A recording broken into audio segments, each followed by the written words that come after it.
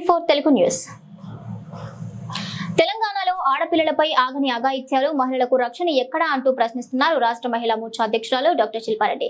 రాష్ట్రంలో మహిళలపై వరుసగా అత్యాచారాలు జరుగుతున్న తరుణంలో కాంగ్రెస్ ప్రభుత్వానికి చలనం రావట్లేదని బీజేపీ రాష్ట్ర మహిళా మోర్చా అధ్యక్షురాలు డాక్టర్ శిల్పారెడ్డి మండిపడ్డారు. నిన్న జరిగిన 20 ఉప్పల్లోని లిటిల్ ఫ్లవర్ స్కూల్లో 9వ తరగతి చదువుతున్న మైనర్ అబ్బాయి అదే స్కూల్లో 2వ తరగతి చదువుతున్న బాలికపై లైంగిక దాడికి దిగాడు. ఇక ఇంత జరిగిన స్కూల్ యాజమాన్యం ఏమీ పట్టించుకోకపోవడమే కాకుండా ఈ సంఘటనను కప్పిపుచ్చే ప్రయత్నం చేస్తున్నారని మహిళా మోర్చా నాయకురాలు స్కూల్ ముందు నిరసనకు దిగారు.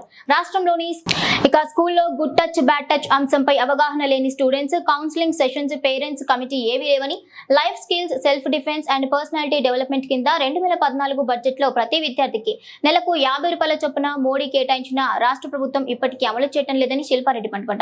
రాష్ట్రంలో మహిళలపై జరుగుతున్న అఘాయిత్యాలను ఆపే ప్రయత్నం చేయాలని ప్రభుత్వాన్ని డిమాండ్ చేశారు.